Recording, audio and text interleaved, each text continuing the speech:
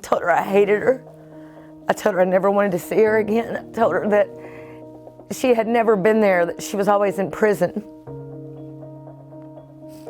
And then I walked out the door, and 13 hours later I got a call that she had taken 61 Xanax bars and had been found face first in the Christmas tree.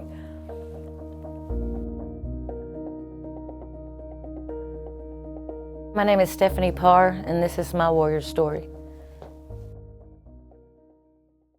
Well, I mean, the very first memories that I have as a little girl, is my mom was an addict. And, she was, always had people around that were high and drinking and things like that. And my mom would actually get so messed up that she would forget that I was in the house. And I would be really scared. And I would go out into a tree in the front yard, and I would climb up the tree, and I would daydream about Prince Charming and a life I was going to have someday where I was going to be rescued. And I would go in there and try to find things to eat. And it was really rough seeing her like that. And my grandparents would come and pick me up, and I would be moved back and forth. I was kind of always in the way, or I felt like, nobody wanted me to be around when I was small. So with my grandparents with their drinking, they didn't want me. My mom was going in and out of prison, committing crimes, things like that. So, my grandparents came over one day. My mom was selling drugs, and they called the police on her. And when the cops came, my grandparents took me with them, and they arrested my mom. And then my grandparents told the courts that they didn't want me either.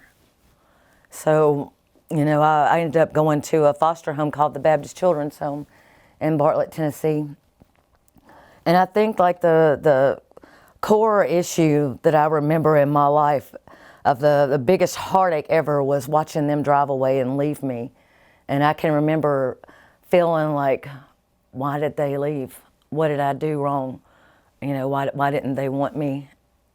And if they didn't want me, why did they take my mom? And I was very angry, as a little girl, but I kept trying to find hope. And I kept, looking for some way to feel some kind of peace. And I would walk around and smile and try to act like everything was okay. But inside, I didn't know my dad. Mom was gone. So I never felt like I really belonged anywhere. They took me to church at that foster home, but I knew there was a God all my life, but I didn't understand what a relationship with God was. I didn't know what that meant. So, I was in that foster home, and they were good people, but there was a bunch of us, so I never was shown any kind of love or attention by parents, and I guess, I was always looking for that. I had a hole, I had a space, and every face that I looked in, I was trying to find a way to fill the emptiness that was inside of me. And I missed my mom, and I never got to have that relationship with her. Right before, there was one point where I was actually going to get to go and live with her. And I remember being called into the office and them telling me that she had violated her probation again and was going to prison this time for 4 years. And that was like an utter defeat moment. At 15, my grandparents finally came and picked me up. And they had gotten sober, and I respect them for that. I was glad that they did. But at that point, I was so bitter and angry that I didn't really respond to them. Even though they tried, I would never really let them get back inside of my heart, or anybody else for that matter. I met this guy in high school. It's a typical story, the quarterback of the football team and, the freshman girl. And I got pregnant with my first son. And, he went into the military, and I quit school. I'd wanted to be a nurse when I was young. I wanted to do a lot of things, but, I ended up being that high school dropout. And things didn't work out with us. And, today we get along. But there was a lot of hurt behind that. I didn't know. I wanted to be in love. I liked the idea of being in love, but I had no idea what that meant or how to do that properly. I had no understanding. I went and looked for the man on my birth certificate, and thank God that I did, because even though he wasn't actually my biological father, you know, he had been my dad for the first 8 years, you know, of my life until they got divorced. And they were good people, him and my stepmom. But even though they were good people and like parents that you would dream of, I didn't want anything to do with that. I pushed them away. I was expecting them to leave, even though they probably never would, like everyone else had. That's just what I was used to. People came in the door, they left. And I was alone again, so I wasn't receptive to that. I ended up on my own. You know, my son's dad left, and I ended up going with a friend of mine to work at Danny's, which is a strip bar in Memphis.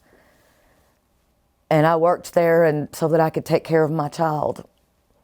And the longer I stayed there, I hated the men that came in that place. All I saw was people lying about where they were at and lying to their wives, and I got this bitterness inside of me, and I swore I would never trust men behind that. And ultimately, past that, every relationship that I got in, I made every person in my life pay for that. I didn't believe them. I pushed them away. It's like I wanted to be loved, but when people would try, I pushed them as hard as I could just to see if they were going to stay or if they were going to go. And people get tired of that. You know, nobody wants to deal with that. I had seen chaos every 3 months as far back as I could remember. So if there wasn't anything going on naturally, I created it. I found something wrong. I found something wrong with them, you know, or I made something wrong myself. I created havoc. You know, and by this point, I've got 2 more boys. And I'm just starting to feel like I'm poisoned everything in my life because I don't know how to love anybody. It's like I wanted it, but I was terrified of it.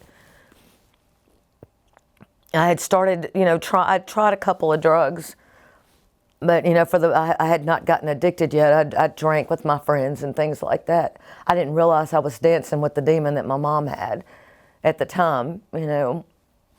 And when I had my daughter, and I had tried really hard to be different, but I was too broken. And I ended up leaving there, and my mom ended up committing suicide on Christmas Day. And on that day, I had told her of all the days to let somebody have it. I told her I hated her. I told her I never wanted to see her again. I told her that she had never been there, that she was always in prison. And then I walked out the door, and 13 hours later, I got a call that she had taken 61 Xanax bars and had been found face first in the Christmas tree. And after that, that was it. The dabbling in drugs and experiment with things turned into just full-blown addiction. Every thought I had of being a good person was gone. I was just mad at the world. I was mad at everything I didn't get to have with her, and I was going to make everybody pay for it, for that anger. When I couldn't afford the drugs anymore, I started stealing. And I wasn't even thinking about the fact that my children were watching me do this. I was teaching them how to be the same thing that I was taught. I was their friend and not their mom. Both of them ended up going to prison. You know, I ended up going to prison. I spent 1.5 years in MDOC after 19 felony charges of shoplifting. And while I was there, you know, nothing changed in me. I was still just as, I was in there, I was doing drugs in the prison. You know, I wasn't seeking God at that point. And when I got out and I came home, and my oldest son was locked up, and my middle son was a full-blown heroin addict at this point. And I can remember walking around my house, and it was kind of in that moment that I realized the damage that I had done. I had one kid that was out here dying on drugs that had felt abandoned while I was in prison, and another one that was in prison. And from that point, I started wanting to die. I didn't want to be here anymore. Blake ended up getting in trouble and going to prison too. Both of them were gone. My youngest one was at his dad's. You know, I didn't realize that, I thought that by him being there, that I was keeping him from seeing what I was doing, and my daughter being with her dad would keep her from turning out like me. I didn't want her to be the monster that I felt like I was. I didn't want her going to prison. I thought she'd have a better chance. And I wasn't thinking about the fact that not being there for them hurts them too, if not worse. But I was so busy being mad about my mom and everything that I went through that I forgot that I had people that needed me. And I don't know why that they weren't enough for me to stop. But at that time they weren't. Nothing was. And I can remember cutting my arms with the glass. I was a bad cutter. I would get high and I would sit down and I would just hate myself. It wasn't fun anymore. The power was gone. You know, the being out there and feeling like I was somebody and selling drugs and being out on the streets and trying to have some kind of control of something for once in my life. And it was all superficial. You know, I guess that's how the devil works. He makes it feel good in the beginning and he makes it look like it's fun. And then one day you wake up and everything you love is gone. Then you've destroyed everything around you and hurt everybody.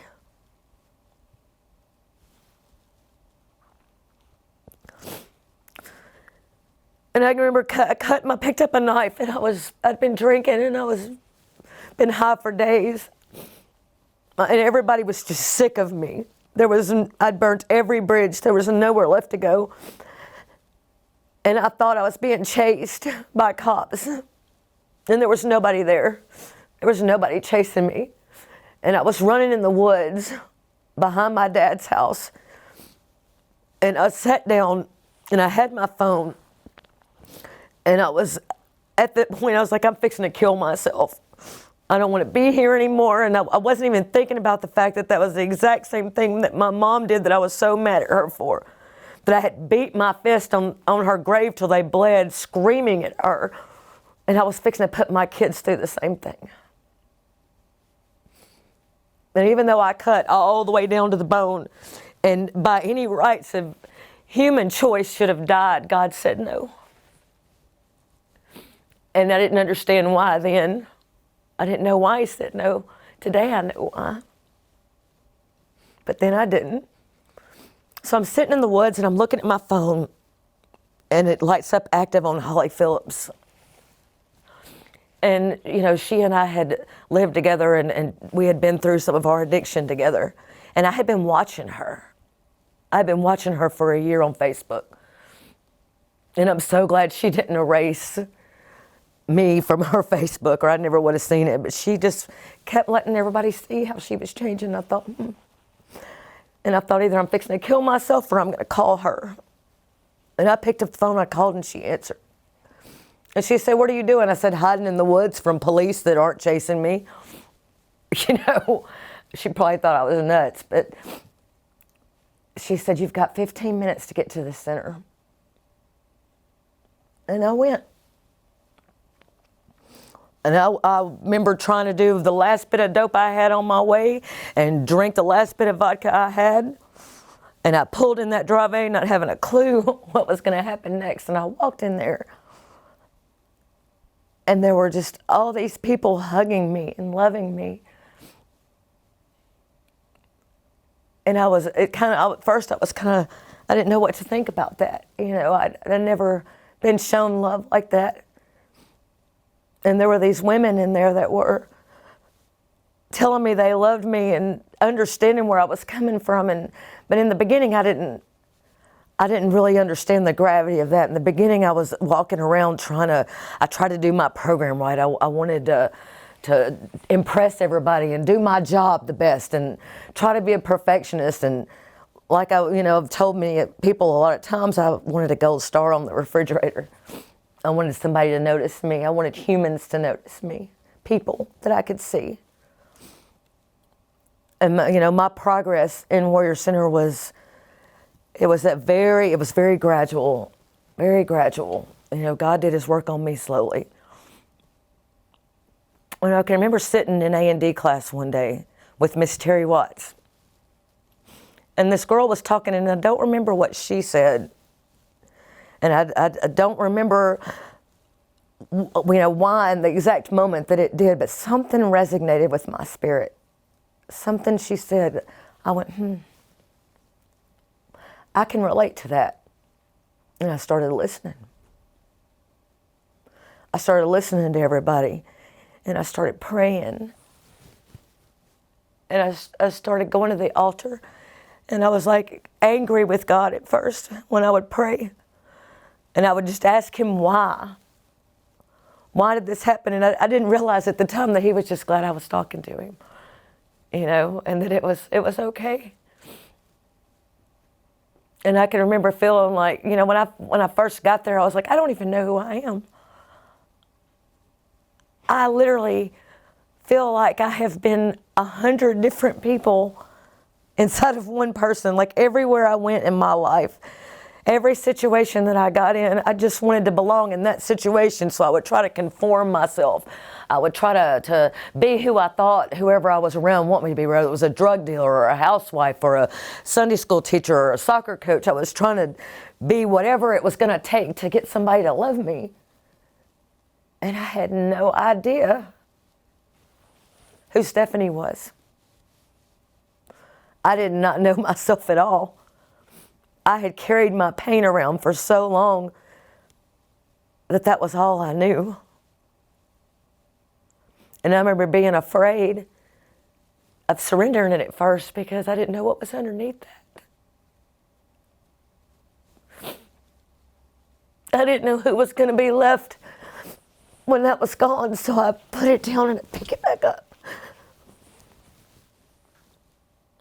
And I just got tired. And I started going to that altar and praying. And I started feeling different slowly. And we started going to Cross Point Church, and I asked God to come into my heart. I had known who God was, but I had no idea. I didn't who Jesus was. I didn't know him. I knew there was a God. I knew you were supposed to pray a prayer, and that's what I'd heard my whole life. You can come into my heart and and forgive me my sins, and that was it. That's what I'd been taught, but it's so much more than that. And at this point, I was like, God, I want to know you. Forgive me, change me, because I can't live like this anymore. This is not who I want to be. Who do you want me to be? And I just started letting it go. And while I was there, I had always tried to chase my son that was in his addiction. I'd chased and chased and chased him, trying to stop him. I would even go to the drug dealers and threaten them beyond a shadow of their life. And I didn't realize at that point that in trying to save him, I was just getting in the way of God having the time to do what he needed to do with him. I wanted to save him so I didn't feel so crappy about what a horrible mother I'd been. And I felt like if something had happened to him, it would be my fault. But I couldn't save him. Only God could do that. He overdosed 23 times while I was in the center. And the last time that he OD'd, he was put on a vent. And by this point, I had some Jesus. I had faith. And the day before, I had went to the altar with several of the women, and I said, God, if you have to stand on his head, break his legs, I don't care what you have to do. If it's in your will to save him, no matter what that looks like. But he's not mine, he's yours. And so are the rest of my children, and I'm giving them back to you because I've not done a good job. So I'm going to give them back to you where they belong and put you in control. The next morning, I got called out and into Holly's office, and they said he was on a vent. But I knew God had done that. I knew that God was answering my prayer in that moment. And everybody, the doctors are saying he's going to die. And I'm like, no, he's not. God told me he's going to live. Also, while I was in the program, God started restoring things. He started, my daughter came back into my life, and she and I started building. And my son, my younger son, called me one day out of the blue, and I had gotten to a place where I was so broken and so sick of myself when I walked in that door that I'd put all that to the side, and I was just trying to figure out, God, you've got to do something with me. And I wasn't asking him for any of that yet. I wasn't asking him for restoration at that point. I was asking him to do something with me because I couldn't live with me anymore. It was everywhere I went, there I was at, So God just started giving me things without me asking for them. My daughter came back into my life. My son ended up living through that experience, walking out of the hospital. He's been sober for 3 years, and he was baptized 3 months ago when I got out of the way.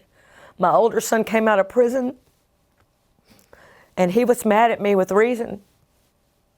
And I knew that God, I always believed that he was a good God and that he was going to give things back in his timing. But I had got to that place where I was like, God, even if you don't, even if it costs Blake his life, I just want his soul to be with you. If my kids never speak to me again, if they just know who you are and I can know as a mother that they're going to be in heaven someday, that'd be enough. And God gave them back, one by one. My older son started watching me in the program, started watching God changed me, and he started reaching out.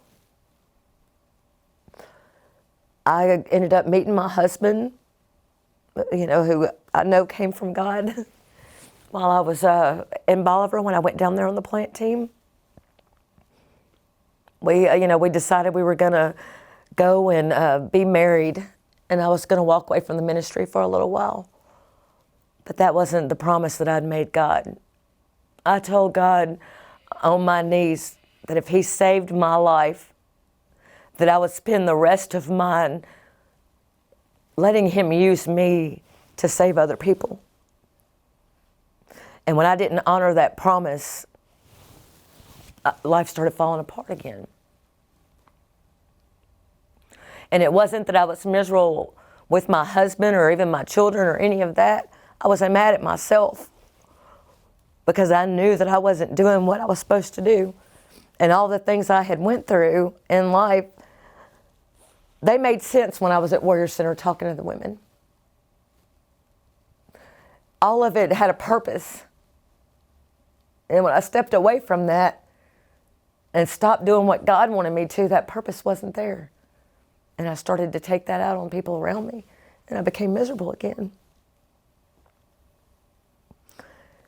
And I reached out. David always stayed in contact with me, and he's like, why don't you go volunteer up at the center, Steph? So I started going up there and talking to the girls, and then I started volunteering to do the A&D class. 3 months goes by, and Noelle told him, she's going to stick around, and I think that she, needs to have that spot. That's where she's supposed to be. And I've been there ever since, working with the ladies. And it's, I think one of the most beautiful things that you get to experience when you're working with the girls is when you're sitting across from them and there's no life in their face, and you get to watch God bring the light back. Or when you're telling them something about yourself that God walked you through, and they feel like they can talk to you because you understand where they're coming from. You're not judging them. It all makes sense in that moment. Everything that I went through, but it was pain in my life. All those years of feeling abandoned and all the things I did to my kids, all the things that hurt so bad, and all the abandonment and all those things, and all the criminal stuff in the prisons. I was literally in prisons where my mom was at. All of that God has healed today.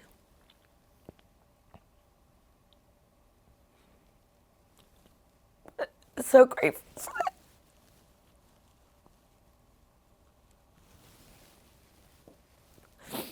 And I'm not crying because I'm sad. I'm just thankful. Because the ugly person that I was, I don't know her anymore. I know the story, but I don't know that person. I don't feel it. I don't feel that person. All that anger and bitterness and that attitude of, if you do something to me, I'm going to get you back. The vindictiveness and the meanness and the bitterness has been replaced with the ability to forgive and understand and have compassion for other people without judgment. I learned who Jesus was inside of Warrior Center from a bunch of women that really loved God and loved me when I didn't know how to love myself. I learned what it was like to be a real friend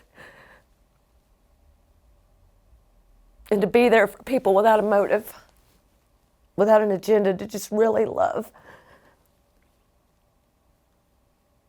I mean, I have a dream job. I get to talk about God all day long. You know, I mean, a lot of people would love to be able to do that, and there's so many people in the world that don't get to do that. And it's a blessing to be in a place where not only do I get to use my story to help people, but I can talk about Jesus freely.